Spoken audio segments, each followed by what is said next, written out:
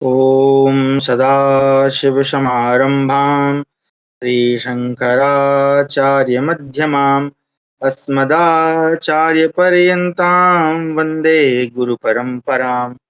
ध्येयं सदा परिभवग्नमभीष्टदोहम् तीर्थास्पदं शिवविरिञ्चिनुतं शरण्यं प्रत्यार्तिहं प्रणतपालभवाब्धिपोतम् वन्दे महापुरुष ते चरणारविन्दम्। वाक्यकारं वररुचिं भाष्यकारं पतञ्जलिं पाणिनिं सूत्रकारं च प्रणतोऽस्मि मुनित्रयम्। नमस्ते शारदे देवी काश्मीरपुरवासिनि त्वामहं प्रणौमि नित्यं विद्याबुद्धिश्च देहि मे। गुरुर्ब्रह्मा गुरुर्विष्णु गुरुर्देवो महेश्वरः गुरु साक्षात् परब्रह्म तस्मै श्री गुरवे नमः। आप सभी का स्वागत है आज की हमारी संस्कृत अध्यापन की कक्षा में। इसके पूर्व की कक्षा में हमने संधियों के विषय में जाना, जिसमें हमने दीर्घ संधि और गुण संधि के विषय अच्छे से उदाहरणों सहित पढ़ा। आप लोगों को जो गृह कार्य दिया था वो भी लगभग आप लोगों ने किया बहुत अच्छा। सबसे अच्छा गृह कार्य जो है इनका नाम क्या है, गरुड़। गरुड़ जी ने बहुत अच्छे से लिखा। ये इन्होंने सही किया सारे, इसलिए नहीं बोल रहा हूँ, सबसे अच्छा इसलिए बोल रहा हूँ क्योंकि ये साथ में श्लोक लिखते हैं। अगर आप देखें तो वो श्लोक भी लिखते हैं और वहां पे वो जो शब्द का संधि विच्छेद कर रहे हैं उसको भी अंडरलाइन करके लिखते हैं। आप भी अगर ऐसा करने का प्रयास करें तो बहुत अच्छा होगा। क्यों? क्योंकि इससे स्पष्टता आती है कि ये जो हैं गरुड़ जी, ये वाकई में ग्रंथों को खोलते हैं और वहां से उदाहरण देखते हैं। तो स्नो जी ने भी बहुत अच्छा किया, लेकिन वो गलत कर दिया। लेकिन उनके जो शब्दों का जो चयन है उससे पता चल रहा है कि उन्होंने ग्रंथ खोले थे। अब जैसे लूसीफर जी ने जो भेजा तो ये तो सारे सही हैं, उस मामले में तो ये सही है, लेकिन इन्होंने मुझे लगता है सिर्फ गूगल किया है, कुछ शब्द उन्होंने ढूंढे और उनका विच्छेद कर दिया। सम्मता हो सकता है मैं गलत हूँ, लेकिन मुझे ऐसा प्रतीत हो रहा है, तो इसको गलत अर्थों में मत लीजिएगा। सुनील जी ने भी ग्रंथों को खोला है, लेकिन कुछ शब्द उनके ऐसे प्रतीत हो रहे हैं जो उन्होंने अपने उनके मस्तिष्क में आए हैं। ठीक है जी। अब जैसे भारती श्री जी का, इनका भी ग्रंथों को खोलकर प्रतीत होता है। तो आप लोगों से यही निवेदन है कि ग्रंथों को खोलें, क्योंकि मेरा उद्देश्य यही है कि आप ग्रंथों को एक बार पढ़ें। ठीक है। अंत में कुलदीप जी का अवसर रह गया था, तो कुलदीप जी आपका लगभग सारा सही है, बस इसमें ततमिदम, इसमें संधि नहीं है, और अभिपालितः इसकी संधि आपने गलत की हुई है। ठीक है। अब हम उसको समझते हैं कैसे गलत है। सबसे पहले विष्णु जी के उदाहरण है उनको समझते हैं, क्योंकि ये संधि समझना परम आवश्यक है, क्योंकि ये नहीं समझ में आएगा तो काम गड़बड़ है। ठीक है। तो हम देखते हैं कि उनके उदाहरणों में क्या क्या समस्याएं हैं। ठीक है। उसके बाद फिर हम आगे की संधि को पढ़ेंगे। ठीक है। क्योंकि संधि सबसे आवश्यक है। चलिए, मेरा स्क्रीन आप लोगों को दिख रहा होगा। अरे भैया, कहीं घूम रहे हैं आप सर? अच्छा, थाली में नहीं। चलिए, घूम गए हैं भाई साहब, तो हम क्लियर ऑल कर देते हैं। यहाँ पे उनके उदाहरणों को हम देखेंगे। बहन महाराज आप आइए। चलिए, यहाँ से निकाल लेता हूँ स्नो दीदी के जो उदाहरण थे। ठीक है। सबसे पहला इनका देखिए, गुण संधि का नानुशोचितम। ठीक है। तो क्या लिखा है इन्होंने का उदाहरण? अरे भाई साहब, गलत है। नानु सोचितुम, तो चितुम। ठीक है। ये बहुत अच्छा शब्द है, नानु सोचितुम, यानी ऐसा मत सोचो, तुम ऐसा मत विचार करो। गलत लिख दिया मैंने, तुम इस प्रकार से होना था तुम। ठीक है। नानु सोचितुम है ना। नानु तो ये श्लोक है, नानु सोचितुम अर्हति, ऐसे आता है अर्हति। तो यहाँ पे अब वो क्या कर रहे हैं, यहाँ से गुण कर रहे हैं सोचितुम में। लेकिन अगर आप धातु रूपों को याद करेंगे तो ये सोचितुम क्या है, धातु रूप ही है, और नानु शब्द अलग है, इसलिए यहाँ पर संधि नहीं होगी, इसलिए गलत था। ठीक है। तो इसके लिए क्या करना पड़ेगा, हमको अपना अभ्यास सही करना। अच्छा, जैसे उन्होंने संधि बनाई भी है, तो उन्होंने क्या करा है, नान, है ना। अब इसको मैं गलत क्यों कह रहा हूँ, देखिए, नान और आगे लिखा है उसोचितुम। ठीक है। उसोचितुम यही लिखा है। अब इसको संधि करते हैं। बेसिकली यहाँ वो क्या बताना चाहते हैं, गुण संधि। अच्छा, गुण संधि को पहचानते कैसे हैं कि जिन शब्दों में ओकार होगा, एकार होगा, या अर होगा, या अल होगा, ये हमने कल सीखा था। दीर्घ संधि के लिए क्या है, किसी भी पद में याद रखना दो पद होने चाहिए, आ हो, दीर्घ आ हो, दीर्घ ई हो, दीर्घ ऊ हो और दीर्घ री हो। ये 4 जो है पद होने चाहिए। तो वहां पे दीर्घ संधि होगी जब दो पदों के मध्य में कहीं पर हमको ये 4 वर्ण दिखते हैं तो वो दीर्घ संधि, और कहीं पर हमको ये 4 ए ओ और अल दिखते हैं तो गुण संधि। अब यहाँ पर समस्या क्या है कि देखिए, आप अगर ना का आकार लेंगे तो यहाँ पर आ और उसोचितम का लेंगे ऊ, तो दोनों को मिलाकर हम क्या बना देंगे, ओ बना देंगे। ठीक है जी, बन गया। अच्छा, इससे बाकी लोगों का भी और स्पष्टीकरण हो जाएगा, इसलिए इसको मैं विस्तृत बता रहा हूँ। अब यहाँ हमारे पास क्या बचेगा, ना ना। ठीक है, और यहाँ पे क्या बचेगा, सोचितुम। ठीक है जी, इस प्रकार से बचेगा। अब हमको क्या करना है, इस ओ को इसके साथ मिलाना है, तो शब्द क्या बनना चाहिए, ना नो, क्योंकि ना तो ओ में जाके मिलेगा ना, और सोचितुम का क्या रहेगा, सोचितुम। तो इस प्रकार से तो हमारी संधि, शब्द तो हमारा नानु सोचितुम है, और आप संधि विच्छेद कर रहे हैं नान सोचितुम, ये तो गलत हो जाएगा। बल्कि अगर आप करना भी चाह रहे थे तो आपको उकार से विच्छेद करना था। तो यहाँ पर शब्द क्या होना था, नानस, नानस प्लस उचितम। इस प्रकार से अगर करते भी तो इस प्रकार से होता। इसलिए आपका ये, आप विच्छेद करके देखो, विच्छेद आपने कर लिया तो उसको फिर बना के भी देखें कि क्या वही शब्द बन रहा है जो मैंने बनाया। क्योंकि जैसे अगर हम गुण उसका सवाल करते हैं ना, गणित भाग का सवाल, अगर आपको पता, डिवाइड हम करते हैं, है ना, जैसे मान लीजिए 55 और यहाँ 5 लिखा है तो 11 टाइम्स ये गया। अब हम क्या करते हैं, इन दोनों को फिर वापस से गुणा करके देखते हैं कि भाई ये जो हमने उत्तर आ रहा है वो सही आ रहा है कि नहीं आ रहा। तो इस प्रकार से आपको बनाकर भी देखना है कि क्या मैंने जो बनाया है वो वही शब्द आ रहा है कि नहीं आ रहा है। तो आपका शब्द नहीं आया, मतलब संधि गलत है। हालांकि प्रक्रिया आपको पता है कि आ के बाद आ के बाद ऊ होगा तो ओ हो जाएगा। ठीक है जी, चलिए दूसरा उदाहरण देखते हैं। दूसरा उदाहरण आपका था पर्यवतिष्ठते। अब यहाँ पर आपने पर्यवत और इष्टते लिखा है, तो वहां पर आ और ए को ई को मिलाएंगे तो ए होगा। लेकिन ए आप बताइए कहाँ पर है आपके शब्द में, कहीं पर है ए, वो तो लास्ट में है, तो ये संधि भी अशुद्ध है। ठीक है, मैं अब मौखिक बता रहा हूँ क्योंकि एक उदाहरण से संभवतः आप समझ गए होंगे। ये सभी के लिए है, ये दुत्तमम, ये तद उत्तमम। अब आपने, चलो इसको इसको देख लेते हैं। ये तद, सॉरी बंद क्यों हो गया ये, इसको मैं, एक मिनट हो जाइएगा। हाँ, ये तद दुत्तमम, इस तरह से लिखा है, दुत्तमम। ठीक है, ये तद उत्तमम। तो संधि तो यहाँ होनी चाहिए थी, क्योंकि ए तो यहाँ पर है, यहाँ तो यहाँ पे तो ए नहीं है ना, यहाँ तो क्या है, ह्रस्व उ है, तो दीर्घ संधि भी नहीं हो रही है। तो संधि एक्चुअल में कहाँ होनी चाहिए थी, यहाँ होनी चाहिए, है ना। ये यहाँ पर हुआ है, तो यहाँ पर क्या होगा, ही प्लस यहाँ पर क्या होगा, ऊ होगा। ठीक है, ऐसे करके तभी तो, क्योंकि अगर ई होगा तो भी ई और ऊ मिला के ए हो जाएगा। मतलब ये होता नहीं है, मैं बताने का प्रयास कर रहा हूँ कि मतलब ऊ से भिन्न स्वर होगा तो संधि हो जाएगी, लेकिन यहाँ पर तो है ही नहीं वैसा सिस्टम।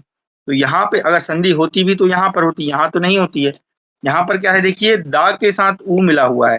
दा अगर वर्ण विच्छेद करेंगे तो दकार प्लस उकार है, तो यहाँ तो संधि है ही नहीं है, तो ये भी आपका अशुद्ध है जो आपने किया है। इसलिए मिला के देखिए, दा के साथ अगर आप ऊ मिलाएंगे तो क्या, हे दो तमम हो जाएगा, ओ हो जाएगा वहां पर। राक्षस राज इंद्र, ये सही था। वाक्यमुवाच, हाँ, इसको सब लोग समझिएगा, क्योंकि आगे किसी एक भ्राता ने भी या संभवतः भगिनी ने ये गलती की है वाक्यमुवाच में। देखिए, जब आपको मैंने हल संज्ञा पढ़ाई थी, हल संज्ञा, क्षमा करें, संयोग संज्ञा पढ़ाई थी, वहां पर आपको मैंने बताया था इसके विषय में। देखिए, सबसे पहले तो हमको संधि पहचानना है कि वाक्य में संधि है या नहीं।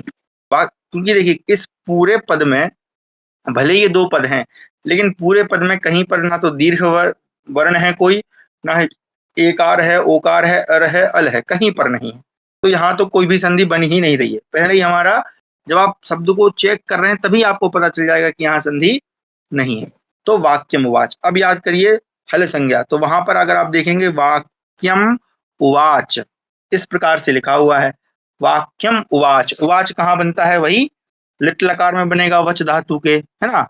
उवाच, ऐसा बोला, लिट लकार में। ठीक है, तो इसका सही क्या होगा, वाक्यम, यहाँ पे म, और यहाँ पर क्या है, उवाच है, सॉरी इसको वाही बना देते हैं, उवाच। इस प्रकार से तो हुआ क्या है कि ये जो मकार है ये जाके किस में मिल गया है, ऊ में मिल गया है। अब ये तो माँ कैसा है, हलंत है, और यहाँ तो स्वर है, तो हलंत मतलब माँ ही है, स्वर तो कोई है ही नहीं, स्वर संधि कब होगी? जब दोनों स्थानों पर स्वर होंगे। तो यहाँ भी संधि नहीं होगी, इसलिए यहाँ पर कौन सी संज्ञा है? संयोग संज्ञा है। संयोग संज्ञा कि जब दोनों वर्ण पास पास आ गए, एक व्यंजन था, मैंने आपको बताया, सुनील जी ने स्पेशली पूछा भी था उस टाइम पे कि गुरुजी ये माँ के साथ ही होता है क्या? नहीं, होता तो बहुत सारे शब्दों के वर्णों के साथ है, लेकिन अधिकतर हमको माँ ही देखने को मिलता है। तो माँ जो है जाके इसमें मिल गया, इसलिए बन गया वाक्यम उवाच। वाक्यम, अब ये कौन सा विभक्ति, कौन सा वचन है? तो रामम या फलम आप ले लें, है ना, क्योंकि नपुंसकलिंग और पुल्लिंग लगभग एक जैसे ही है, द्वितीया तो वाक्यम। तो द्वितीय विभक्ति का कारक चिन्ह क्या है? को। वाक्य को उवाच मतलब बोला, ये लिट लकार में बनेगा। ठीक है जी। वाक्यम उवाच, वाक्य को बोला। अब जिसने भी होगा तो उसका जैसे हमारे यहाँ था ना युधिष्ठिरो वाच, है ना, ये देखो ये संधि बन जाएगी आपकी। या जैसे हम महाभारत पढ़ते हैं तो वो बनता है ना युधिष्ठिरो वाच, इसको बना देते हैं युधिष्ठिर, युधिष्ठिर प्लस उवाच। ठीक है। अब यहाँ संधि हो जाएगी, क्यों हो जाएगी? क्योंकि यहाँ रकार में क्या है? अकार है, और यहाँ ऊ ले लेंगे तो क्या हो जाएगा? सॉरी, क्षमा करें, उल्टा लिख दिया मैंने। हाँ, यहाँ का ऊ ले लेंगे, आ और ऊ को मिलाएंगे तो ओ हो जाएगा। तो हमारा शब्द क्या बन जाएगा? युधिष्ठिरो वाच, युधिष्ठिरो वाच। इस प्रकार से ऊ चला गया, आ चला गया, युधिष्ठिरो वाच, युधिष्ठिर ने ऐसा बोला। या जैसे संजयो वाच, है ना, या कोई भी जो वाच आते हैं, कृष्ण वाच, अर्जुनो वाच, इस प्रकार से कुछ भी बना सकते हैं। ठीक है। तो इस प्रकार से आपका ये गलत है, ये संयोग संज्ञा है, माँ के साथ विशेष ध्यान रखा करें। फिर दीर्घ में आपने निगृही इतानी, तो निगृही इतानी ये पद एक ही है ना, या निग्रह इतानी एक ही पद है, इसमें संधि नहीं है। फिर समुद्भवा, समुद्भवा में भी आपने वही गलती की है जो इसमें की थी, क्या बोलते हैं, वाक्यमवाच में। और सर्वभूतेषु, तो सर्वभूत, तो सर्वभू और उतेषु, तो सर्वभूत शब्द मान लीजिए है, लेकिन उतेषु शब्द नहीं है, इसलिए ये संधि भी अशुद्ध है। बाकी संधि का विच्छेद आपने ऊ के कारण किया है, लेकिन शब्दों को भी हमको ध्यान रखना है। इस प्रकार से आपके सारे ही अशुद्ध थे। ठीक है जी, आगे चलते हैं। अब आते हैं पार्थ कुशवाहा जी के में। तो देखिए आपने क्या किया है, आप जैसे मैं एक ही उदाहरण देता हूँ, आप समझ जाएंगे क्या गलती है। राजेंद्र है, तो यहाँ पर आपने क्या किया, आप बता तो रहे हैं गुण संधि, लेकिन आप कार्य कौन सा कर रहे हैं? दीर्घ संधि का। कैसे? आपने इसका विच्छेद किया है राजी प्लस इंद्र। अब समस्या क्या है, हमको मिलाना भी तो है जो हमने सीखा है। तो यहाँ पर देखिए जो राजी पद है इसका अंतिम वर्ण क्या है? ईकार है, और इंद्र का अंतिम वर्ण क्या है? इकार है। अब याद करिए दीर्घ संधि क्या बोलती है कि अगर, हाँ मैं सफेद पेन यूज करूंगा, अगर ई के बाद ई हो, यानी दोनों जगह समान वर्ण हो, तो सवर्ण संज्ञा होकर क्या हो जाएगा? दीर्घ हो जाएगा। तो यहाँ तो दीर्घ संधि होगी, यहाँ तो जो आपने विच्छेद किया है यहाँ तो दीर्घ संधि होगी। गुण तो हो गए नहीं, गुण नहीं होगा तो ए नहीं बनेगा। तो एक्चुअल में शब्द क्या बनना चाहिए? राजींद्र बनना चाहिए। सॉरी, इसको मिटा देते हैं। हाँ, शब्द क्या बनना चाहिए? राजींद्र। तो ये तो शब्द गलत हो गया। सही शब्द, सही विच्छेद क्या होगा इसका? कि यहाँ देखो ए कब होता है, ये ध्यान रखें आप। ए कब बनेगा? जब यहाँ पर आ होगा और यहाँ पर ई होगा।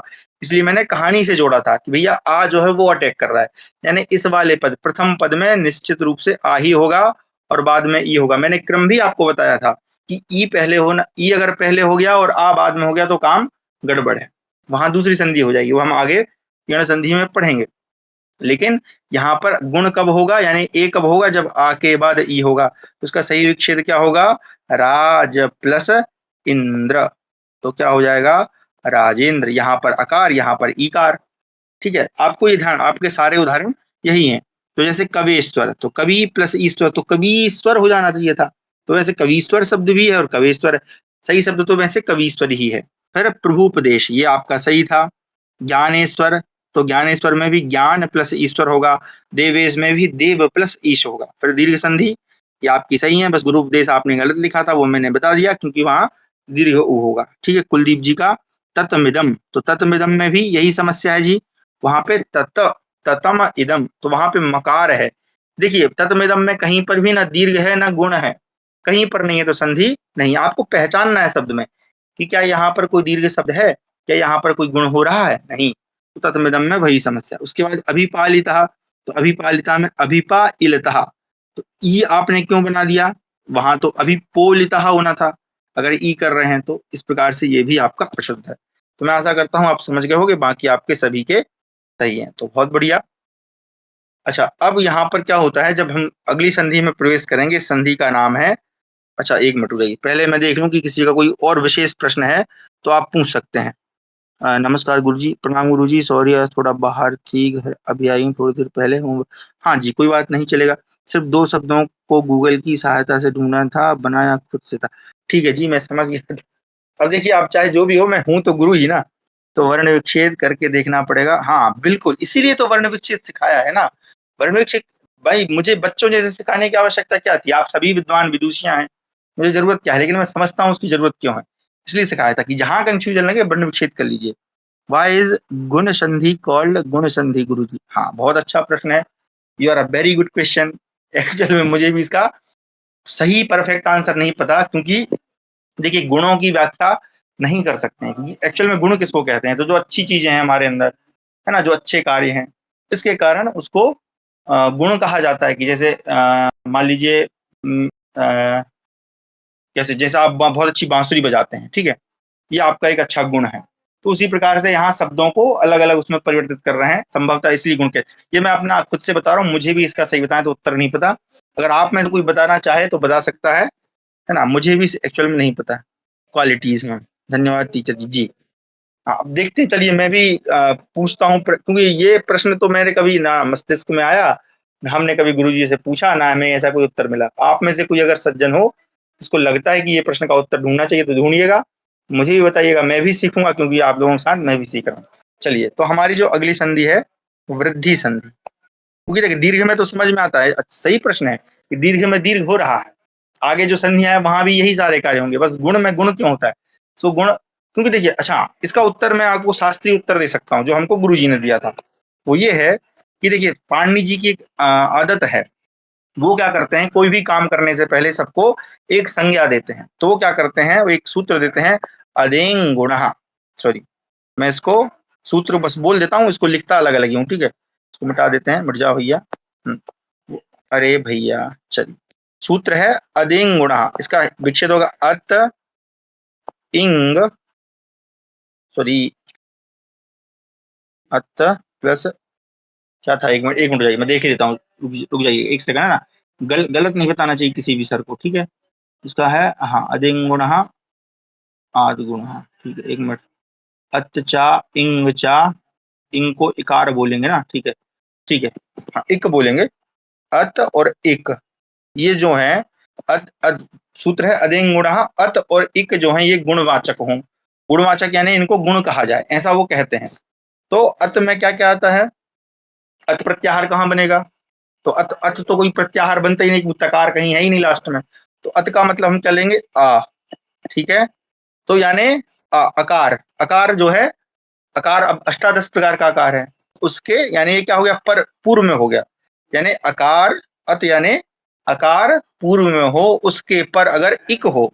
अब एक प्रत्याहार क्या है, जरा आप लोग बताइए, एक प्रत्याहार क्या है ना? अत कोई प्रत्याहार नहीं है, इसलिए अत से हम यहाँ क्या लेंगे, केवल अकार ग्रहण करेंगे। अकार अब वो ह्रस्वकार, दीर्घकार, प्लुत आकार, फिर अनुनासिक, अननुनासिक, जितने प्रकार का सभी आकार आ जाता है, ठीक है। अब एक क्या है, ये तो मेरे दिमाग में भी था, पर कभी संधियों के टाइम से याद नहीं किया, तो ये क्वेश्चन, हाँ ठीक है, कोई बात नहीं। हाँ बताइए जरा, एक प्रत्याहार बताइए आप लोग, एक प्रत्याहार क्या है, क्योंकि भाई जो पढ़ा है वो पूछेंगे भी तो कभी कभी। मैं इसको इसका शास्त्रीय उत्तर देने का प्रयास कर रहा हूँ कि जो हमको पता है। हाँ, कोई लिख नहीं रहा है भाई, क्या बात, सब व्यस्त है, चलिए मैं ही बता देता हूँ। तो एक जो है, क्योंकि समय नष्ट नहीं करना है, ठीक, कहाँ बनेगा, अयुण दीर्घ। तो अयुण का आ हट गया, क्या बचा, ई बचा ना, क्योंकि अयुण का आ हटा देंगे तो इक कहाँ से आरंभ होगा, ई से होगा। तो ई उ री ली, ये चार ही वर्ण है ना, क्योंकि रील के का तक, तो क्या क्या आया, सॉरी क्या क्या आ गया यहाँ पर, एक में ई उ री और लरी, ये चार वर्ण हो गए। तो ये जो चारों वर्ण हैं, यानी अत के परे अगर ये चार वर्ण हो तो इनकी क्या संज्ञा हो, गुण संज्ञा हो, इनको गुण कहा जाए, वो ऐसी गुण संज्ञा रख देते हैं। और उसके बाद फिर सूत्र दे देते हैं आद गुणहा।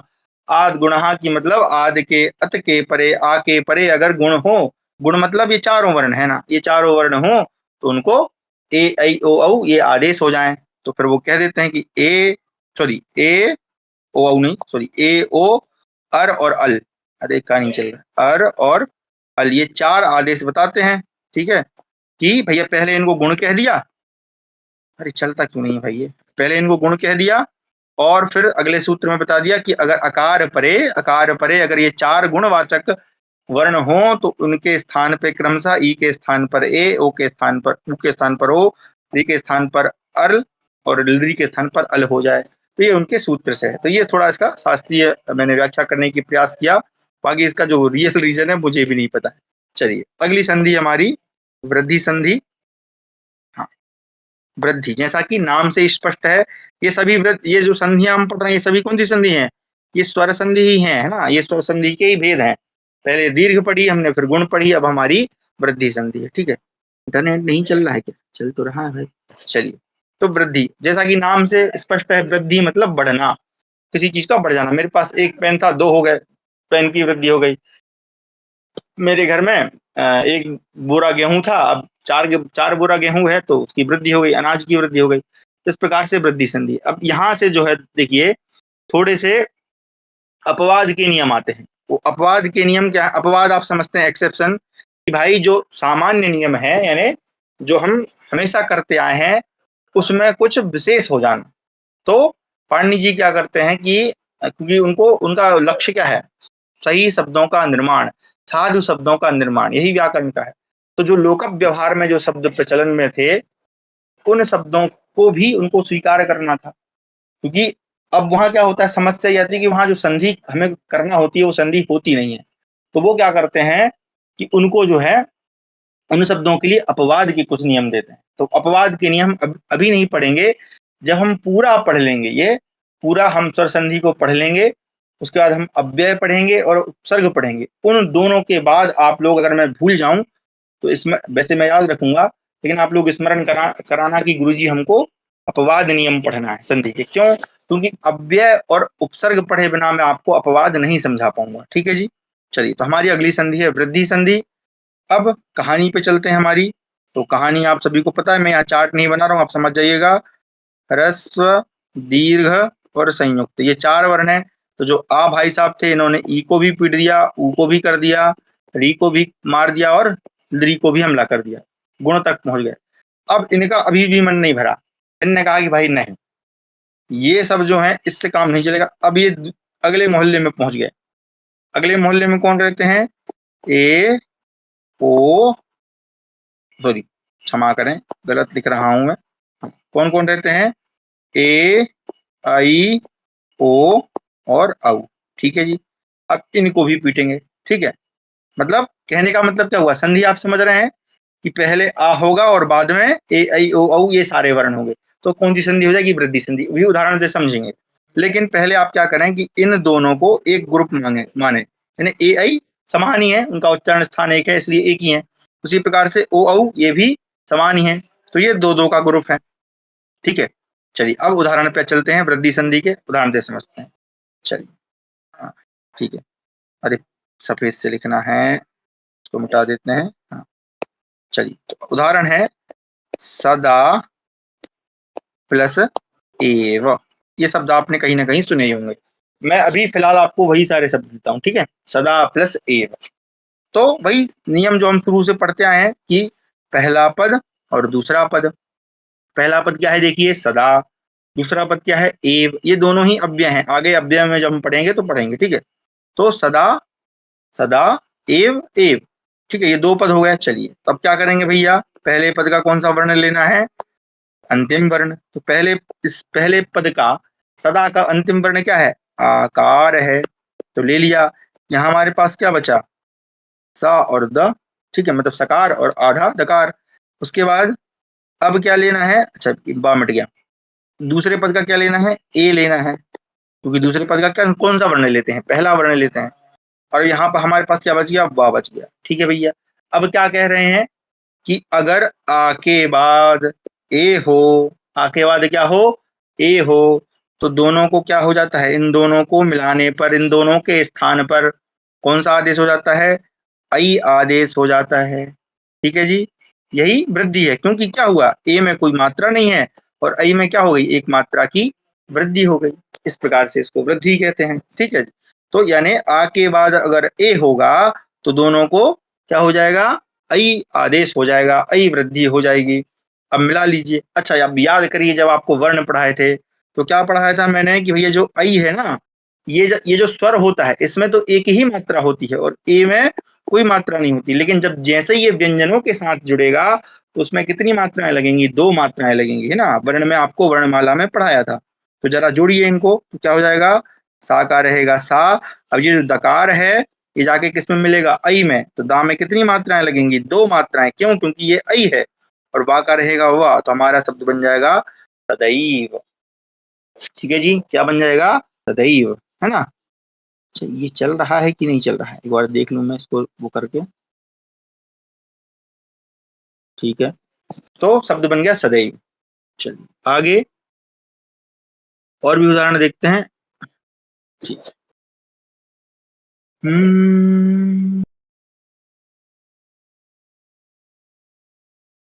चलो ये वाला देते हैं, ठीक है। उदाहरण है, नहीं ये तो सेम टू सेम हो जाएगा, थोड़ा अलग देने का देता हूँ।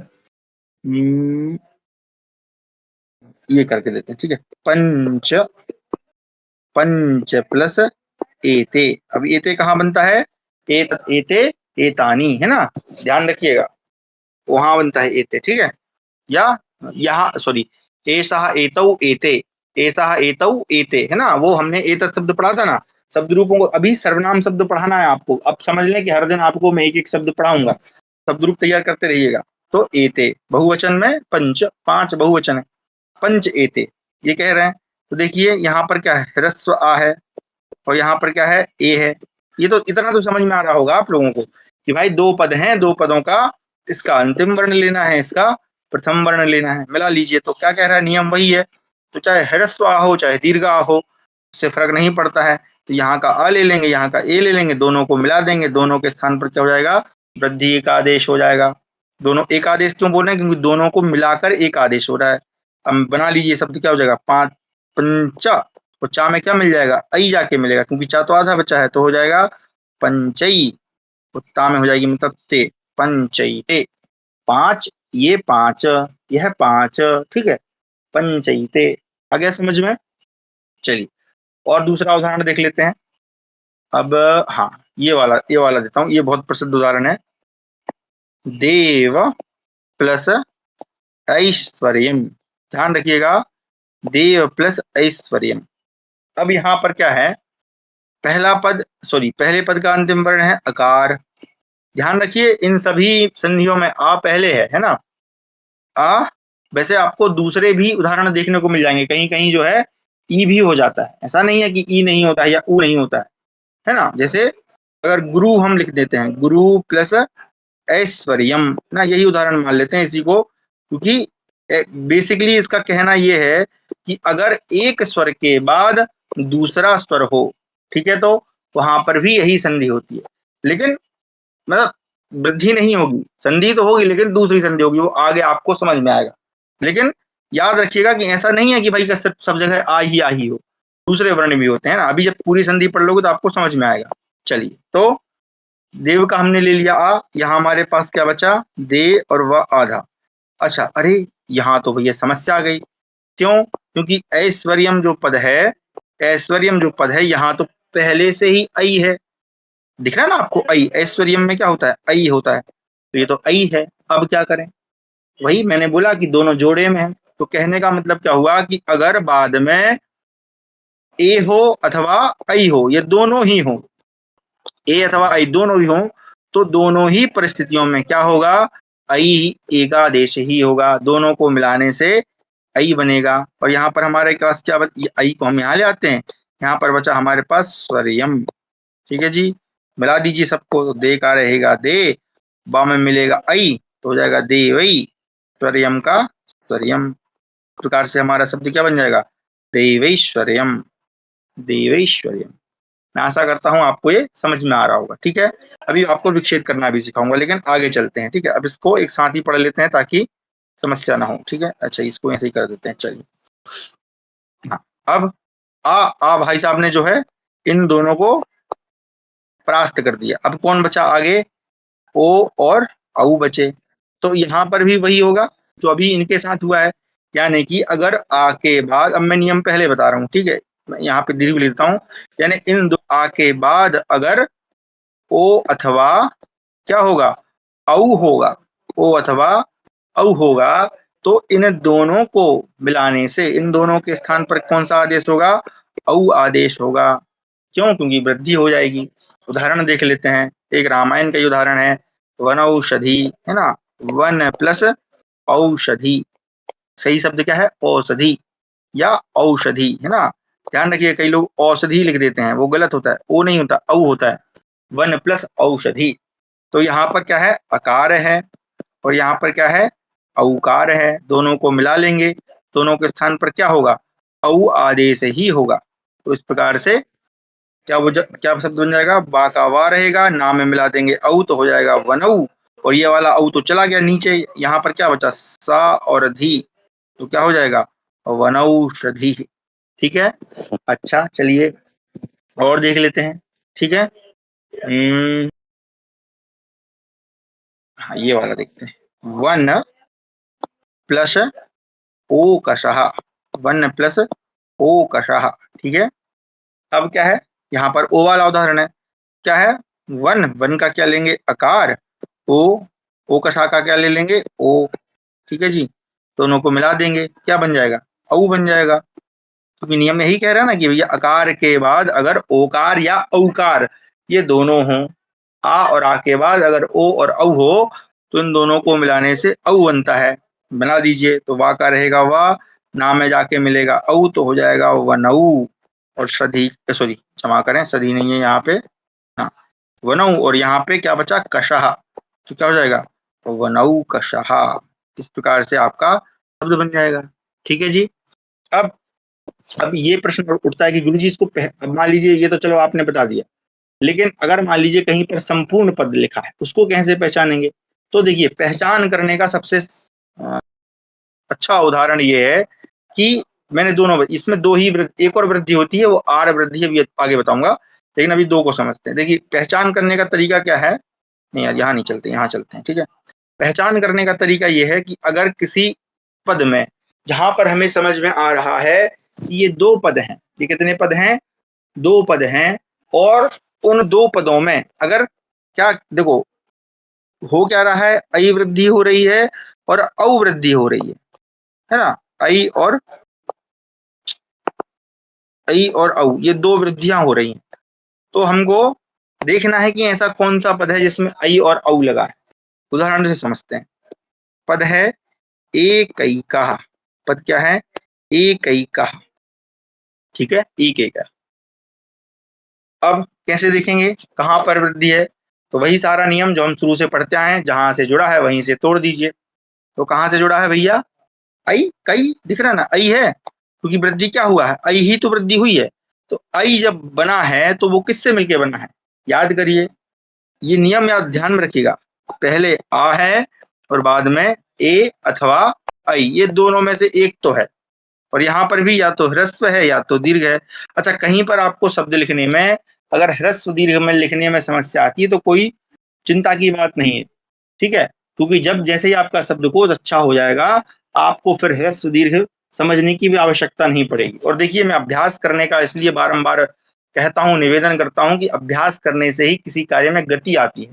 जैसे आप तीर चलाना सीख रहे हैं, तो आपको किसी ने बता दिया कि भैया धनुष को ऐसे पकड़ो, तीर को इसके बीच में रखो, और दो उंगलियों से या अंगूठे के जोर से ऐसा पीछे खींचो कान तक और छोड़ दो।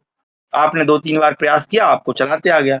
अभी आपने चलाना तो सीख लिया, लेकिन उस कार्य में आप तेजी कैसे लाएंगे, गति कैसे लाएंगे, कब कब कब आएगी गति, कब आपका निशाना पक्का होगा, जब बारंबार अभ्यास करेंगे। तो ऐसे ही इन शब्दों का भी बारंबार अभ्यास करिए, तो फिर आप इस स्थिति में हो जाएंगे कि आपको बताने की भी जरूरत नहीं पड़ेगी, लिखने की जरूरत नहीं पड़ेगी। जैसे रीजनिंग हम पढ़ते थे, तैयारी करते थे जब परीक्षा की, तो कहता था ना रीजनिंग पढ़ाने वाला कि भैया ऐसा अभ्यास करो, ऐसा प्रयास करो कि कोई भी रीजनिंग का सवाल देखो तो उसको बिना पेन लिखे जो है तुम्हारे मस्तिष्क में ही सॉल्व हो जाए। तो ऐसे ही जब आप अभ्यास करेंगे तो आपके अंदर शब्दों का इतना शब्दकोश हो जाएगा कि आप शब्द को देखेंगे और तुरंत वहां पे आपका संधि, यही सारा प्लस, यही प्लस माइनस ही तो है, यहाँ पर ये होगा, यहाँ पर ये पद होगा, यहाँ पर ये दो पद ये हैं, तो आप अर्थ भी करने लगेंगे। चलिए, तो अब मैसेजिंग कम करते हैं, उदाहरण से समझते हैं। एक ही कहा, यहाँ पे दो पद दिख रहे हैं, वृद्धि कहाँ पर हुई है? इस पद में हुई है। तो कहने का मतलब क्या हुआ कि इधर वाला जो पद है, प्रथम पद है, इधर क्या होगा? आ होगा, और इधर क्या होगा? ए होगा। ठीक है, कर लेते हैं। तो यहाँ पे देखिए, जो जहां पर वृद्धि है वहीं पर आ लगा दीजिए, तो क्या हो जाएगा? एक। और यहाँ पर क्या लगेगा? या तो ह्रस्व ए होगा, सॉरी क्षमा करें, ह्रस्व नहीं, या तो ए होगा या तो आई होगा। तो हम पहले ए लगा देते हैं, तो क्या बन गया? एक। अरे ये दोनों शब्द ही सही हैं। एक प्लस एक बराबर क्या हो जाएगा? एक एक। ठीक है जी, इस प्रकार से हमारा ये विच्छेद होता है। एक हम ओ वाला देख लेते हैं, वहां भी आपको समझ में आएगा। ठीक है, जैसे कि उदाहरण है महूघ, महूघ, महूघ, ये शब्द है ना, महूघ।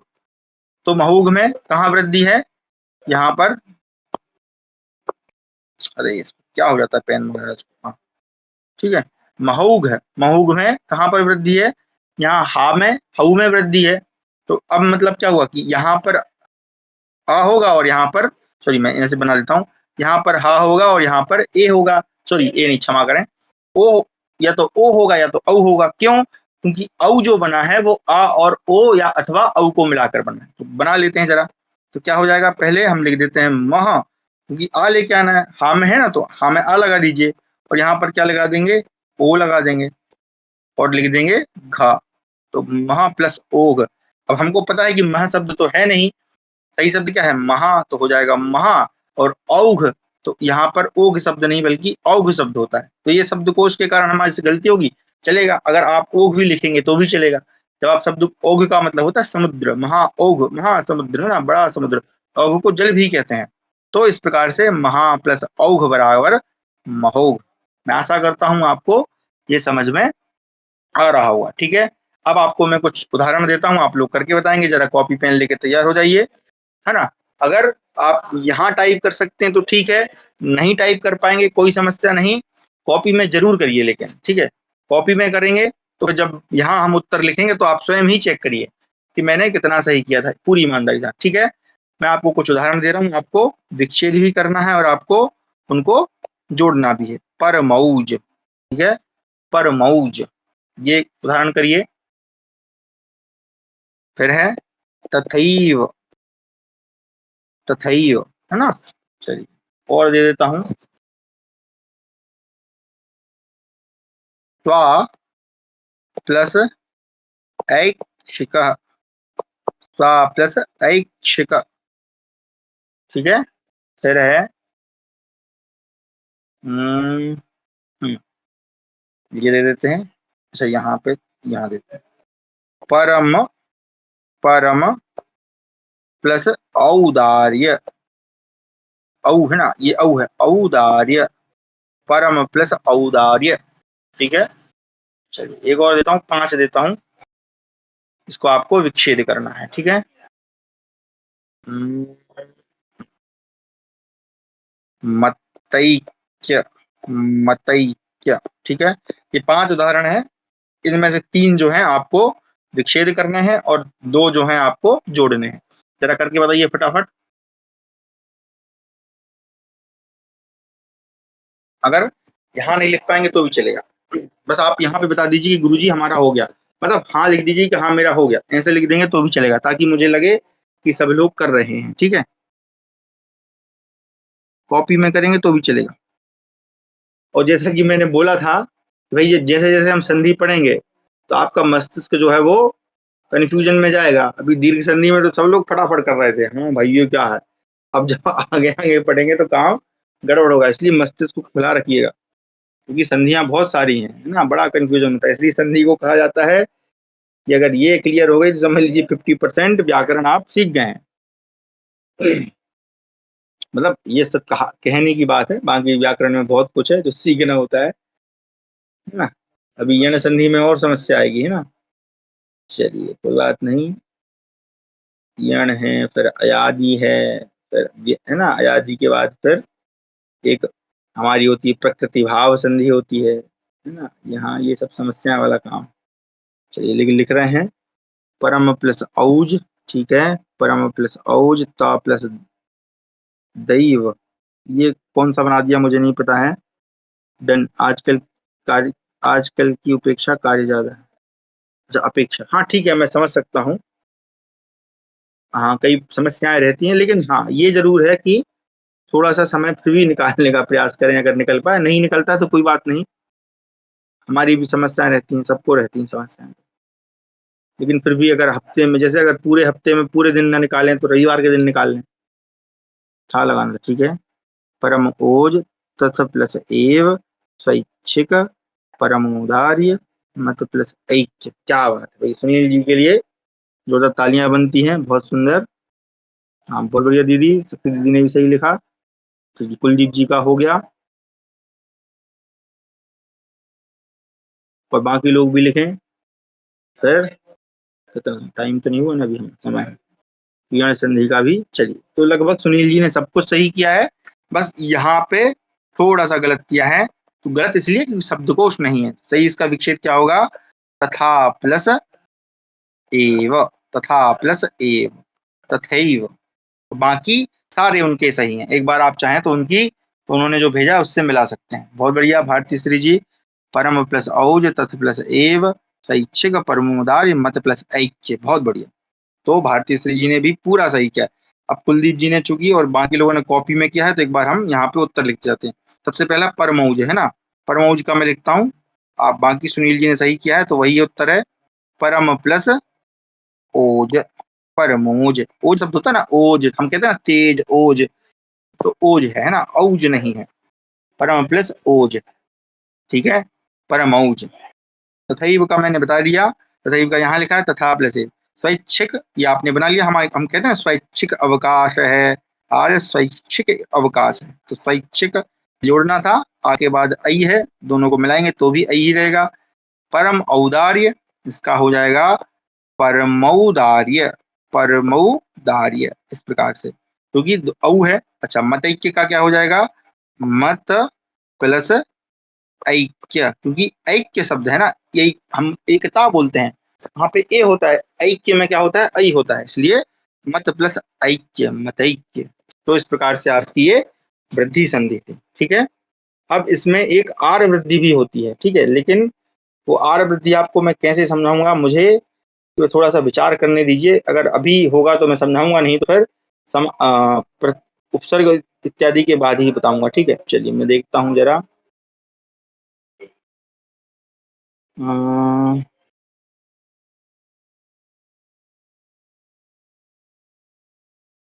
ठीक है, अभी नहीं, अभी चलिए, अभी वो समझ में नहीं आएगी।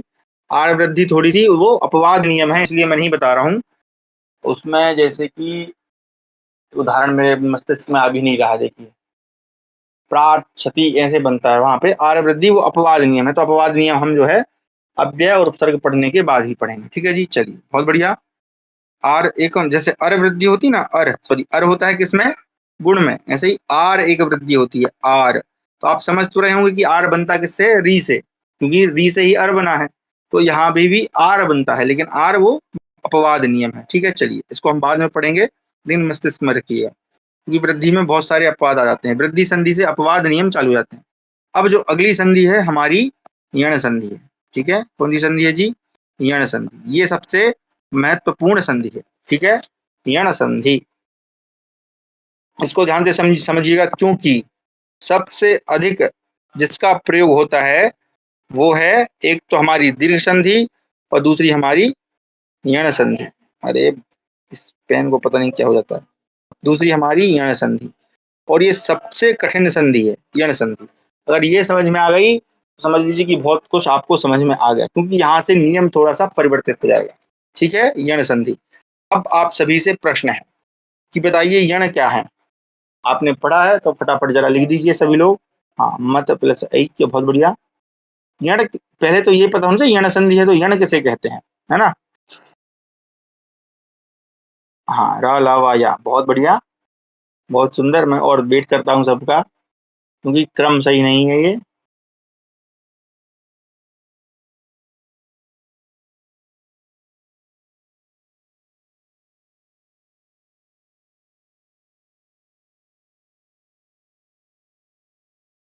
हाँ ठीक है, बहुत बढ़िया। हाँ, अब सही कर दिया। क्या है?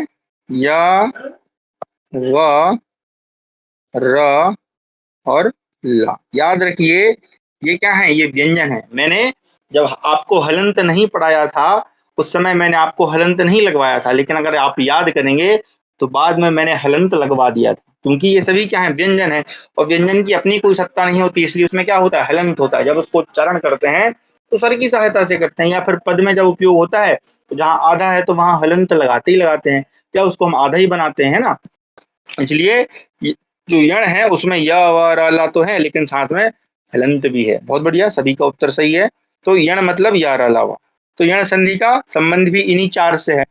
लेकिन ये एक समस्या आ गई भैया कि गुरुजी ये तो व्यंजन है और पढ़ा आप स्वर संधि रहे हैं, भाई इनका क्या काम, या र ला वा का क्या काम आ गया, ये तो व्यंजन है और पढ़ा हम स्वर संधि रहे हैं। और आपने कहा था कि भाई स्वर और स्वर मिलेंगे तभी तो स्वर संधि बनेगी, ये व्यंजनों का क्या काम, तो इनका काम है। ठीक है, अब उसको समझिएगा। देखिए संधि तो स्वर संधि ही है, ठीक है, लेकिन और स्वर संधि मतलब दोनों जगह पे, इधर भी यानी पहले मैं लिख देता हूं, पहले पद में भी और दूसरे पद में भी, दोनों जगह स्वर ही होंगे। लेकिन अब जो आदेश होगा वो क्या होगा, वो ये चार आदेश होगा। यहाँ से नियम थोड़ा सा बदल जाता है, सिस्टम बदल रहा है। ठीक है, तो सिस्टम का ध्यान रखिएगा, है ना, कि पद तो दोनों जगह ही मतलब अच ही होगा, यानी स्वर ही होंगे, लेकिन आदेश जो है वो यण आदेश होगा, इसलिए इसको यण संधि कहते हैं। ठीक है, चलिए तो समझते हैं जरा कैसे। पहले उदाहरण समझाता हूँ फिर नियम बाद में, क्योंकि यहाँ से काम थोड़ा गड़बड़ होता है। ठीक है, मैं उदाहरण कुछ निकाल लेता हूँ, उसमें मिलते हैं। तो चलिए भाई साहब आप थोड़ा पीछे आइए, ये रहा। ठीक है, कहाँ गया? हाँ, चलिए यहाँ से समझते हैं एक एक करके। ठीक है, हालांकि ये समझाने का प्रयास। ठीक है, उदाहरण है अधि प्लस आय। इस बार मैं आपको नियम बाद में बता रहा हूँ। ठीक है, अरे यार पेन का है, समस्या करता है। अधि प्लस आय, ठीक है, ध्यान से समझिए। अब यहाँ पर सिस्टम क्या है, उल्टा हो रहा है। उल्टा हो रहा है ना भाई, कैसे, अब आप कहानी पे चलें जरा। अभी जो आ भाई साहब हैं, ये है ना, ये दोनों मिलकर ये जो परिवार है, ये ई ऊ री ली, यहाँ तक कि नीचे वाले मोहल्लों को भी पीट के आ गया, ए आई वो सबको धो दिया। अब इन सब ने विचार किया कि भैया ये तो बहुत हीरो बन रहा है, क्यों ना हम इसको पीटें। ठीक है, क्यों ना हम इससे बदला लें। ये कहानी है, मतलब याद करने की ट्रिक आप समझ सकते हैं। आप चाहें तो अपनी स्वयं की भी कोई स्टोरी बना सकते हैं। तो अब सबने मिलकर विचार किया कि भैया ये जो आ है ये बहुत हीरो बन रहा है, क्यों ना हम इसको पीटें। तो शुरुआत कौन कर रहा है, पड़ोसी। तो पड़ोस में कौन है, ई है। ठीक है ना, पड़ोसी ई है। तो ई भाई साहब ने शुरुआत करी। तो कहने का मतलब क्या हुआ कि अब आगे क्या होगा, ई होगा, और बाद में क्या होगा, आ होगा। अब लेकिन यहां से ध्यान रखने वाली बात यह है कि जो आ भाई साहब है ना, ये कप्तान है। तो कप्तान क्या होता है, पूरी टीम का रिप्रेजेंटर होता है, वो पूरी टीम को ही प्रेजेंट करता है ना। तो कहने का मतलब यहाँ पे एक्चुअली पाणिनि जी कहते हैं कि अच होना चाहिए, यानी ई के बाद अगर अच होगा तो अच में सभी आ जाते हैं। अच में क्या, आ ई उ री ली ए आई ओ, है ना, ये सब आ गया अच में। लेकिन अब जब हम कहेंगे, मतलब कहने का इसको समझिएगा, ई के बाद या तो आ होगा या दीर्घ आ। हम इसको आ को लिख रहे हैं, समझने के लिए हम किसको लिख रहे हैं, आ को लिख रहे हैं। लेकिन आ के बदले यहाँ पर ऊ भी हो सकता है, यहाँ पर री भी हो सकता है, यहाँ पर ली भी हो सकता है, यहाँ पर ए भी हो सकता है, यहाँ पर सॉरी आई औ सॉरी ओ और औ, ये सभी हो सकते हैं। कोई सा भी अच हो सकता है। अब यहाँ पे आप देखें जरा इन सभी को, ई के बाद आ मतलब अब यहाँ पे मैंने सबके ह्रस्व ही लिखे हैं, तो संयुक्त का तो दीर्घ ह्रस्व होता ही नहीं है, तो सब वही है। क्या आप बता सकते हैं कि यहाँ ऐसा कौन सा स्वर है, इस तरफ मैं इसको दूसरे कलर में लिखने का प्रयास करता हूँ। हाँ, इस तरफ ऐसा कौन सा स्वर है जो बच गया है लिखने से, अच में से। शायद पेन की सेटिंग चेंज हो गई है, पाम रिजेक्शन ऑन है क्या, चेक। हाँ हाँ हाँ, ऑन तो है भैया, एक बार देख लेते हैं। चलो इसको बंद कर देंगे। ठीक है, तो एक बार जरा देख के बताइए सभी लोग कि इस वाले इस ई के, ये तो ई हो गया, ई के बाद ये तो समझ में आ गया कि ई के बाद होना चाहिए। ई ने अब ई ने हमला बोला है, ऐसा कौन सा स्वर है जो बच गया दीर्घ को छोड़ के, क्योंकि ये सभी जो है दीर्घ को रिप्रेजेंट कर रहे हैं ना, ये सभी दीर्घ को रिप्रेजेंट कर। मैंने सिर्फ आ का लिख दिया, मतलब ह्रस्व लिख रहा हूं तो ई को दीर्घ को भी इसको सम्मान के रखिए। उसके बाद भी ऐसा कौन सा स्वर है जो बच गया है इस लाइन में, इस तरफ वाली लाइन में? ऊ तो नहीं, दीर्घ ऊ नहीं, दीर्घ को छोड़ दीजिए, सबका दीर्घ लिखना है। हाँ अब सही बोला, ई छूट गया है। क्या छूट गया है? ई छूट गया है। क्यों छूट गया है ई? क्यों भैया? अगर यहाँ हम ई लिख देंगे और यहाँ पर भी ई होगा तो इस वाले ई और इस वाले ई को मिलाकर तो क्या हो जाएगा? दीर्घ हो जाएगा। हो जाएगा कि नहीं हो जाएगा? तो काम गड़बड़ हो जाएगा, दीर्घ संधि हो जाएगी। ई से कोई दुश्मनी नहीं है। ई से ई इसलिए नहीं होगा क्योंकि ई और ई मिला के तो दीर्घ होता। अभी जस्ट थोड़ी देर पहले आप दीर्घ पढ़ के आए हैं, इसलिए यहाँ पर ई नहीं है, बाकी सभी स्वर हैं। तो आपको ज्यादातर उदाहरण आके ही देखने को मिलते हैं, लेकिन इसका मतलब ये नहीं है कि ऊ री री ए ऐ ओ उनके उदाहरण नहीं होते। मैं भी आपको ऐसे उदाहरण दूंगा, टेंशन मत लीजिएगा, लेकिन उनको पहचानेंगे कैसे? क्योंकि इस संधि की पहचान थोड़ी बड़ी कष्टदायक होती है, क्योंकि ये संधि का सबसे अधिक प्रयोग होता है। चलिए अब हम आते हैं उदाहरण पे। हमारा उदाहरण था अधि प्लस आय। सारे नियम वही हैं, पहला पद दूसरा पद, लेकिन ध्यान से समझिएगा, ठीक है? क्योंकि आज इसकी शुरुआत कर रहा हूँ, इसके चारों वर्णों को मैं अलग अलग ही समझाऊंगा, ठीक है? तो इसमें थोड़ा समय देना पड़ेगा, ठीक है? तो पहला पद है अधि। अधि पद का अंतिम वर्ण क्या है जी? ई। अधि ई दिख रहा है आप सबको? यहाँ दिख भी रहा है और बोलेंगे तो भी ई। अच्छा, दूसरे पद का अंतिम वर्ण क्या है? तो आ है, और यहाँ पर क्या बचा है? या। ठीक है जी। अब आता है नियम, इको यणचि, ठीक है? ध्यान रखिएगा। अब मैं आपसे पूछता हूँ, सूत्र इकहा यण अचि, ये नियम है। ये पाणिनि जी बोलते हैं इको यणचि, इकहा स्थाने यण स्याद अचि परे, यानी इक के स्थान पर यण हो, कब? अच परे रहते। अच मतलब स्वर परे रहते। तो स्वर कौन सा? मैंने इसलिए सारे स्वर लिखे थे, ठीक है? इसलिए मैंने सारे स्वर लिखे केवल ई को छोड़कर। क्यों ई को छोड़ा? क्योंकि दीर्घ हो जाएगा, इसलिए ई नहीं होगा। बाकी जो शेष स्वर बचे उनको तो कह रहे हैं इक के स्थान पर। इक क्या है? तो अभी बताया था, इक क्या है? ई, ठीक है? मैं यहाँ लिख रहा हूँ, ई के बाद ऊ, फिर क्या है? री, और फिर क्या है? री। ये चार ही वर्ण तो है। इक, इक में आ हट गया। अगर अक बोल देते तो आ भी शामिल हो जाता। इक बोला तो अयुण के ई से लेकर लिट के का तक इक होता है। तो ये हो गया, ये चार वर्ण हो गए। क्या कह रहे हैं? इकः स्थाने यण स्यात्, यण होना चाहिए। स्यात् शब्द कहाँ बनेगा? स्यात् बनेगा विधिलिंग लकार में, अस धातु के। अस धातु का विधिलिंग लकार आपने पढ़ा कि नहीं पढ़ा? देखिएगा, ये अस धातु और कौन सी धातु? क्री धातु, इनके पांचों लकार पढ़ना है ना। और वहां पे क्या क्या क्या बनेगा वो आपसे पूछूंगा, ठीक है? तो ई, इक के स्थान पर, इक यानी इन चारों के स्थान पर क्या हो? अच हो, सॉरी क्षमा करें, यण हो। क्या हो? यण हो। कब हो? जब अच परे हो, यानी बाद में कोई भी स्वर हो। तो स्वर हो गया, यहाँ पे वही स्थिति है। यहाँ पर इक है, इक मतलब ई है। अब इक मतलब ई ऊ री री कुछ भी हो सकता है।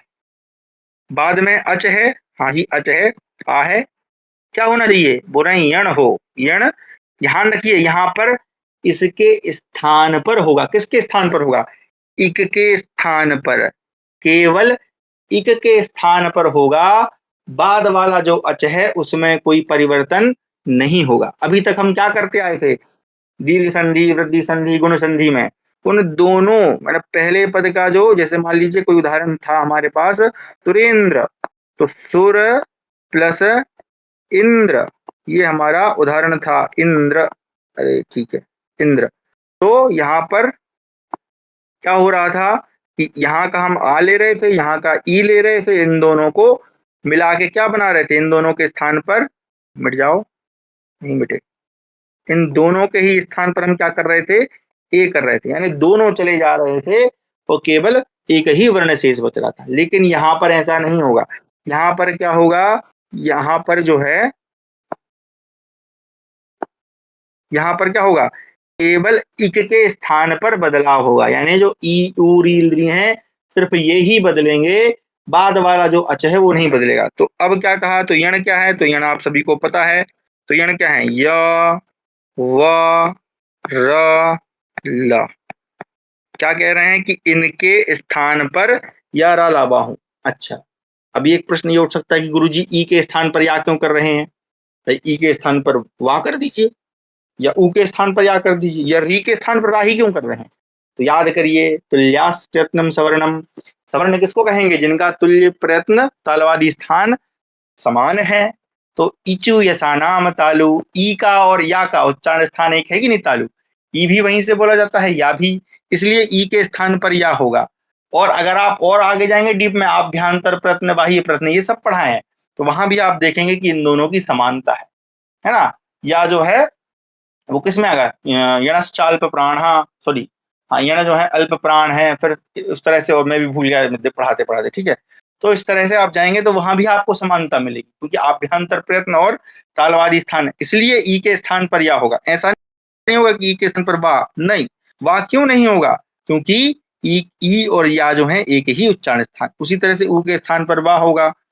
वकार से दंतोष्ठम है, और ऊ जो है वो कहां से बोला जाता है? बताइए जरा, ऊ कहां से बोला जाता है? ऊ, ऊ का उच्चारण स्थान क्या है? हाँ, थोड़ा प्रश्न पूछा जाए। वाह, होठ, हाँ, अपने हॉट लिख दिया, क्या चलेगा। Don't forget to share the drive link with the students, ठीक है जी। ओष्ठ, हाँ, बहुत बढ़िया, ओष्ठ से। तो वकारस्य दंतोष्ठम, इसका दंत और ओष्ठ है, इसका ओष्ठ है, तो कुछ तो मिल रहा है, ओष्ठ ओष्ठ मिल रहा है ना, इसलिए ऊ के स्थान पर बा होगा। हालांकि और आप अंदर जाएंगे आभ्यंतर प्रयत्न उसमें, तो आपको ये इन दोनों में समानता मिले, इसलिए रिल रिक, री के स्थान पर रा ही होगा और ली के स्थान पर ला ही होगा, क्योंकि इनका उच्चारण स्थान मिलता है। अब देखिए कहाँ बताया था पांडे जी ने, संज्ञा प्रकरण पहले ही बता दिया था कि इनकी ये संज्ञा है, इसी इनका काम ये है, तो इसीलिए ये पढ़ाया था पहले, कि भाई बाद में हम जब संधि करेंगे तो आपको समझ में आना चाहिए। तो कई लोग प्रश्न कर सकते हैं ना कि ई के स्थान पर यू क्यों कर रहे हैं, है ना। और याद करिए, मैंने आपको क्रम भी भिन्नता से लिखवाया था यण में, या व र ला, बाकी हम जो सामान्य हिंदी पढ़ते हैं उसमें या र ला व होता है, या रा पहले होता है, वा बाद में होता है, लेकिन हमने अलग तरीके से पढ़ा। इसलिए क्या कह रहे हैं कि ई के स्थान पर या होगा, ऊ के स्थान पर वा होगा, री के स्थान पर रा होगा और ली के स्थान पर ला होगा। केवल इनके स्थान पर होगा, इनमें बाद वाला जो अच है इसमें परिवर्तन नहीं होगा। अब करके करते हैं जरा, ठीक है। तो हमारा है अधि प्लस आय। तो अब क्या कह रहे हैं? ई के स्थान पर क्या आदेश होगा? या आदेश होगा। ध्यान रखिए, यहाँ पर जो मैं या लिख रहा हूं उसमें हलंत है, या व्यंजन है, व्यंजन स्वतंत्र नहीं होते हैं, या में हलंत है, ध्यान रखिएगा। तो ये किसके स्थान पर हो रहा है? ई के स्थान पर हो रहा है, तो ई के बदले या हो गया। अब यहाँ पर क्या बचा? आ और आधा धा, क्योंकि ई तो हमने ले लिया था। अब इसको ध्यान से समझिएगा, क्योंकि इसको बनाने में बड़ी समस्या आती है ना। फिर यहाँ पर क्या बचा हमारे पास? ये जो आ है ना, केवल ई हटेगा, आ जो है ज्यों के त्यों रहेगा, क्योंकि उसके अच में कोई परिवर्तन नहीं होता, वो अच है तो अच ही रहेगा। तो यहाँ पर क्या रहेगा? आय का आय रहेगा, केवल ई के या ई उरीलरी इनके स्थान पर ही परिवर्तन होगा। तो अब इन सबको मिला दीजिए, तो क्या होगा जी? आ का रहेगा आ। अच्छा, अब यहाँ पर मिलाने की प्रक्रिया को समझिएगा, क्योंकि मिलाने में बड़ी समस्या होती है। तो यहाँ पर धा कैसा है? आधा है, और या कैसा है? ये भी आधा है। और अगर आप देखें, धा भी व्यंजन है और या भी व्यंजन है, तो हलोनंतर संयोग, जब हलों का अनंतर हो जाए, उनमें कोई अंतर ना हो, तो संयोग संज्ञा होती है, उनको संयोग कहते हैं, दोनों को मिला देते हैं। तो जब चूंकि आधा नहीं, तो अगर ये मान लीजिए यहाँ पर कोई स्वर होता, मान लीजिए हम धा के बाद आ करते, तो क्या होता? धा जाके आ में मिल जाता। लेकिन यहाँ तो इधर भी व्यंजन है, इधर भी व्यंजन है, तो दो, तो क्या होगा? व्यंजन आधा रह जाएगा। तो क्या रहेगा? धा का धा जो है वो आधा रहेगा, और या जो है, अब ये हो गया, धा आधा हो गया। अब जो या है, या के बाद देखिए यहाँ पर क्या है? आ है। तो ये जो आ है ये स्वर है, तो या जो है वो किस में जाके मिलेगा? आ में जाके मिलेगा। तो क्या हो जाएगा? अध्या, और या का रहेगा या, तो क्या शब्द बन जाएगा? अध्याय। क्या बन जाएगा? अध्याय। इसलिए अधि प्लस आय, अध्याय। ठीक है जी, आया समझ में? थोड़ा थोड़ा समझ में आएगा। एक और उदाहरण से समझाता हूँ, ठीक है। नहीं समझ में आएगा तो इस बार समझ में आएगा, ठीक है जी। चलिए, हाँ। थोड़ा सा अच्छा सा उदाहरण लेना पड़ेगा। कोई मैं ऐसा देख रहा हूँ जिसमें आपको आसानी हो समझने में, ठीक है। थोड़ा सा अच्छा नहीं मिल रहा है मुझे। हाँ, ये मिल गया, ठीक है। चलिए, मिल गया। अभी, अभी प्लस अर्थी, अभी प्लस अर्थी। अच्छा, अर्थी का मतलब वो मत समझिएगा जो आप समझते हैं। अर्थी एक वो होती है जिसमें सबको ले जाते हैं, और अर्थी का एक अर्थ होता है चाहने वाला। इच्छुक, इच्छुक को भी अर्थी कहते हैं, ठीक है। चलिए, तो अभी प्लस अर्थी ये उदाहरण है। फिर सारा नियम वही है, पहला पद दूसरा पद, पहले पद का अंतिम वर्ण क्या है, ई है, ठीक है, और दूसरे पद का अंतिम वर्ण, सॉरी प्रथम वर्ण क्या है, आ है। अच्छा, इसको स्टोरी से कैसे जोड़ता हूं मैं, वो आपको समझाने के लिए कि भैया जब ई ने आ के ऊपर हमला किया तो आ जो है वो क्या है, बॉस है, ठीक है, उनके आगे किसी की नहीं चलती। तो उन्होंने क्या करा, जो आ भाई साहब हैं यानी जो कप्तान साहब हैं, इन्होंने कहा कि ये देखो भाई ई जो है ना बड़ा स्थान बता रहा है। तो उन्होंने यण भाई साहब को फोन किया कि ए बॉस जरा इधर आओ, ये ई को हटाओ जरा। तो ई भाई साहब जो इन पे हमला करने गए थे वो खुद ही हट गए और उनके स्थान पर या भाई साहब आके बैठ गए। तो इस प्रकार से आप स्टोरी से जोड़ सकते हैं। तो क्या होगा, ई के बाद अगर आ हो, आ मतलब कोई सा भी स्वर हो, ई को छोड़कर कोई सा भी स्वर हो, तो ई के स्थान पर क्या आदेश हो जाएगा, या आदेश हो जाएगा। ई के स्थान पर होगा, ध्यान रखिएगा, जो आदेश है वो केवल ई के स्थान पर हो रहा है और बाकी किसी चीज में कोई परिवर्तन नहीं होता। तो यहाँ पर हमारे पास क्या बचा, अ और आधा भ, और यहाँ पर क्या बचा, अर्थी। जरा मिला दीजिए सबको, तो क्या हो जाएगा, आ का रहेगा आ, चूंकि भा आधा है और भा के बाद व्यंजन है इसलिए भा रहेगा आधा, और ये जो या है इसमें कि किस में जाके मिलेगा, आ में मिलेगा, तो हो जाएगा य। और थी का थी और रे, अभ्यर्थी, अभ्यर्थी, समझ में आया, ठीक है जी, है ना। तो इस प्रकार से बनेगा। अच्छा चलिए एक उदाहरण आप लोगों को देता हूँ, गुरु जी लास्ट में सारा कुछ कंक्लूड कर दीजिएगा है। हाँ कंक्लूड होने ही वाला है, आपको उदाहरण दे रहा हूँ, ये एक दिन में समझ में नहीं आएगा। चलिए ये इसको जरा आप लोग बनाइए, ये वाला बनाइए, प्रति प्लस आय, प्रति प्लस आय, इसको जरा बनाइए सभी लोग, एक बार बना के देखिए। एक ही उदाहरण दे रहा हूँ, फिर इसको कल और विस्तृत तरीके से पढ़ेंगे क्योंकि इसका विच्छेद कैसे याद होगा वो भी समझना जरूरी है। प्रति प्लस आय,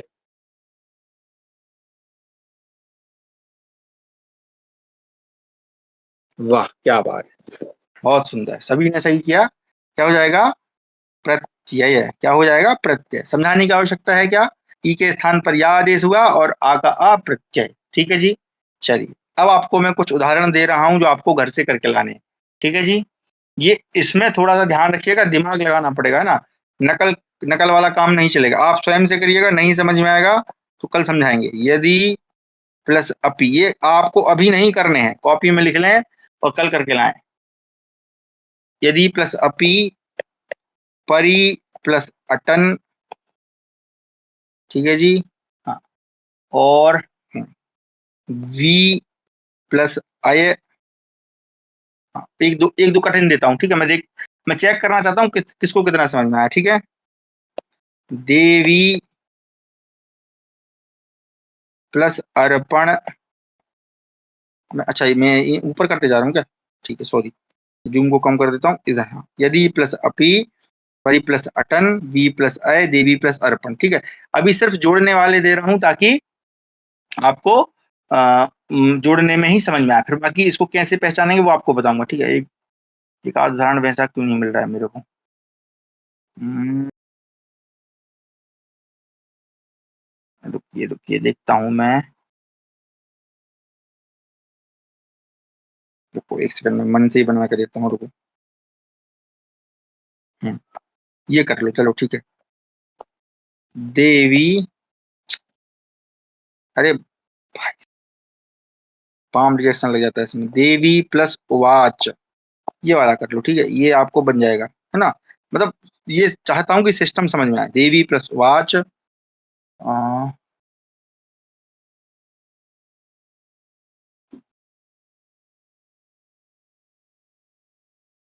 वो नहीं बनेगा, ठीक, कितने हो गए, एक दो तीन चार पाँच छः, एक उदाहरण कहा नहीं आ रहा है, एक सेकंड रुकिए ना, मतलब इस लाइन पे रहिएगा, तब तक लिखें आप लोग, मैं देखता हूँ। मैं सोच रहा हूँ कोई अच्छा सा उदाहरण मिले जो कि आपको बने।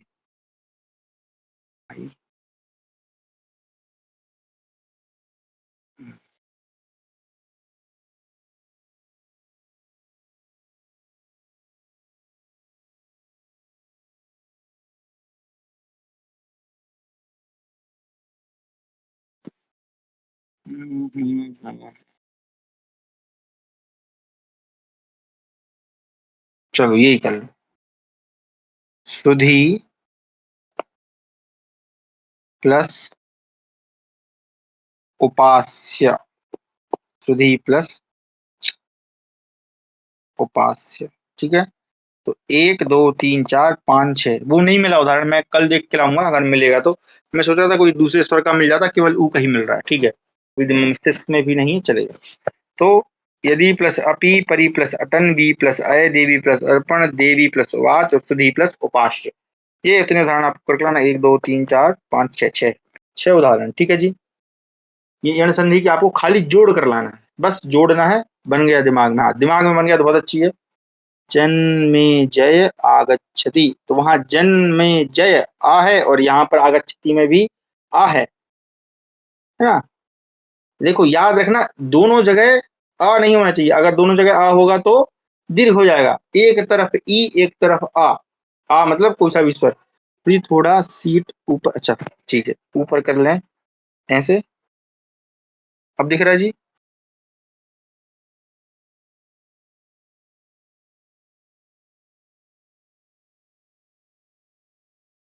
इधर,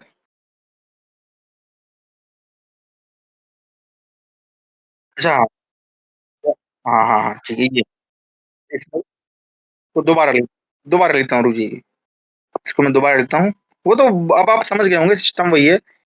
ई या उ वा री श, री र और ली ला, यानी कि अब हम ई का सीख गए तो देखो जो समझदार व्यक्ति होगा वो इतने में ही सीख जाएगा, उसको चारों समझ में आएंगे, लेकिन सभी आप समझदार हैं इसका मतलब ये नहीं कि आपसे नहीं बनेगा, बन जाएगा कोई दिक्कत नहीं। लरी का, अरे भाई ला क्यों नहीं लिखा रहा है, ला, ठीक है, या वा रा ला, ये क्रम से होते हैं, यानी कहीं पर ई होगा तो या हो जाएगा, ऊ होगा तो वाह हो जाएगा, री होगा तो र हो जाएगा, ली होगा तो ला हो जाएगा, लेकिन बोलने से नहीं होगा, आपको उदाहरण दिखाने पड़ेंगे तब आपसे बनेगा, ठीक है जी। और इसको कल मैं पहचानना सिखाऊंगा आपको, उसको पहचानते कैसे, क्योंकि इसको पहचानना भी थोड़ा मुश्किल हो जाता है कई बार, है ना। चलिए तो ये अगर उदाहरण नहीं लिखे हैं तो एक बार फिर से लिख लीजिए, आई थिंक सुनील जी ने लिख लिया होगा, अच्छी स्पीड है उनकी। यदि प्लस अपी परि प्लस अटन वी प्लस अय देवी प्लस अर्पण देवी प्लस उवाच सुधी प्लस उपास्य। चलिए सभी को धन्यवाद जुड़ने के लिए। अब किसी का कोई प्रश्न या कोई विचार है, सादर आमंत्रित है। होमवर्क ये भैया अभी नहीं करके भेजना है, अच्छा आपने ये वाला भेजा था, ठीक है जी, बहुत बढ़िया। ये आपको घर में ही करना है और अभी कोई नहीं करेगा, ठीक है, कक्षा के बाद करते रहो, मुझे कोई दिक्कत नहीं, लेकिन अभी नहीं करना है कक्षा में बैठे बैठे। ओ कई सारे बच्चे होते हैं ना कि हाँ क्या भैया होमवर्क हो गया, हाँ हो गया, कब कर लिया, हाँ वो तो हो गया, ऐसा ऐसा वाला काम नहीं करना, घर में पढ़ना। चलिए सभी को धन्यवाद, मुझे लगता नहीं कि किसी का कोई विशेष प्रश्न है, तो जुड़ने के लिए सभी को धन्यवाद। शांति पाठ के साथ समापन करेंगे। हाँ जी, शांति पाठ जब भी करता हूँ मुझे हमेशा उसी टाइम पे आता है। शांति पाठ में जो क्रियापद है भवन्तु, है ना, सर्वे भवन्तु सुखिना पश्यन्तु, ये सब आपने देखे कि नहीं देखे, कौन से लकार हैं ये, है ना, याद करिए, लोट लकार, पठतु पठताम पठन्तु, उसी तरह से भवतु भवताम भवन्तु, और लास्ट में आता है माँ कश्चित दुख भाग भवेत, तो पठेत, पठेत और भवेत, अब ये कहाँ बनेगा, ये लकार आप खोजिएगा, है ना। चलिए तो पाठ करेंगे शांति पाठ। सर्वे भवन्तु सुखिनः, सर्वे सन्तु निरामयाः, सर्वे भद्राणि पश्यन्तु, मा कश्चित् दुःखभाग् भवेत्। ओम शांति शांति शांति। सभी का धन्यवाद जुड़ने के लिए। आज आज दिन कौन सा, शनिवार है, ठीक है जी, तो कल हमारा अवकाश रहेगा, रविवार है, तो परसों आपों से पुनः मिलाप होगा, और परसों के दिन हम जो है एक नया शब्द रूप पढ़ेंगे, और बाकी जो शब्द रूप है उनको याद करते रहिए, ठीक है, और जो दिया है वो गृह कार्य करिएगा। सभी को धन्यवाद जुड़ने के लिए, नमस्कार, हर हर महादेव।